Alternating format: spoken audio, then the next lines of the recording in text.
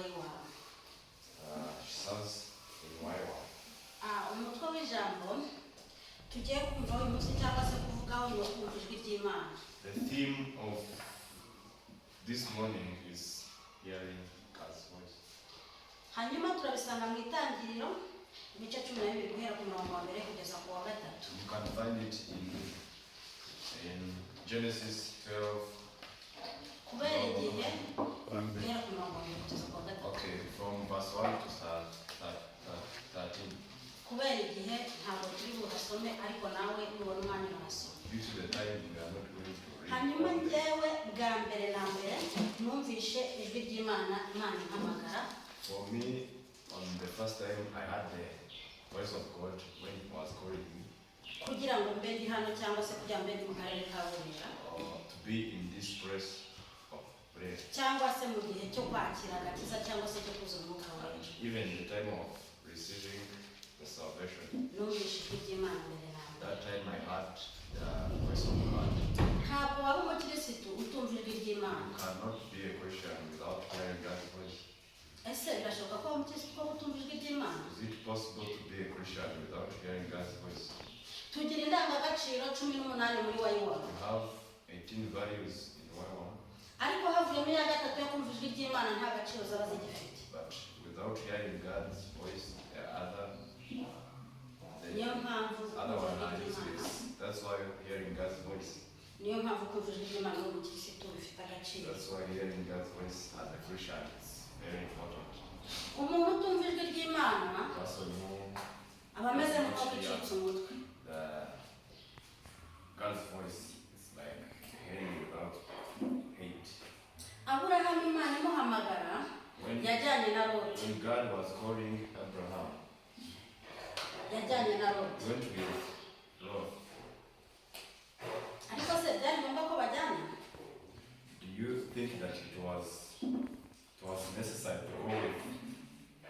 Ese wowe uri hano waba warahamagawe n'ibintu? And you are here. So,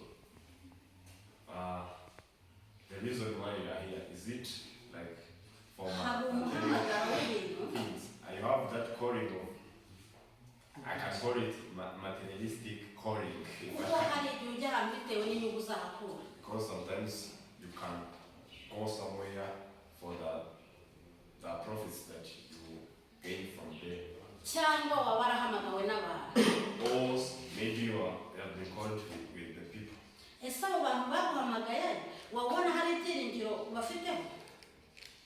Do you have hope in those people who called you?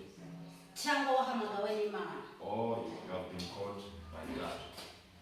Hanyuma Bibiliya muri Yohana ibice 10 ku murongo wa 3. So in John chapter 10 verse 3 to 4. Kugeza ku wa 4.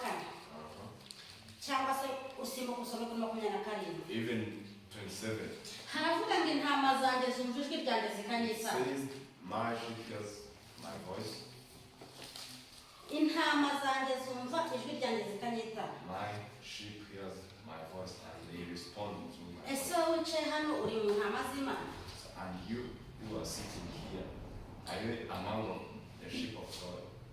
Nimba uri mu ntama z'Imana n'inshingano zawe kumva ijwi ry'Imana. If you are among those sheep, you have to hear the voice of God.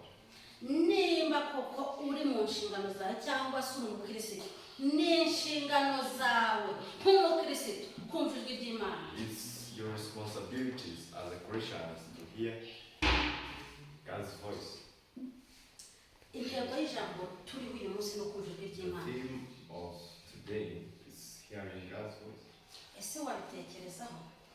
Can you think about it? Wahamagawe n'abantu se? Have you called by the Wahamagawe n'Imana se? by the people, or you have been called by the cyangwa n'ibintu byaguhamagaye? Or are those material things that Ese uri intama y'Imana? are you a sheep of God?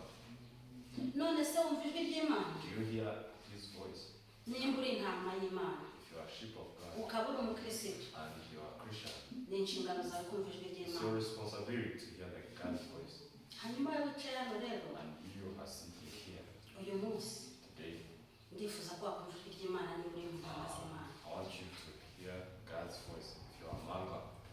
Kandi niba uri umukristo, And if you are a Christian, ndifuza ko wakumva ijwi ry'Imana. I wish you can hear that voice. Ese muri ibyo bintu byose mvuze, And in those things that twumvishe icyo I'm talking, kuba uri intama ko ari ngombwa kumva ijwi ry'Imana. we understood that it's necessary to hear the God's voice. Ese kubyumva buri munsi ni ngombwa? Is it necessary to hear that voice? Ese kuba umukristo igihe cyose aho ugeze cyangwa aho uri ni ngombwa? Is it necessary to remain like be Christian every day? Is it necessary?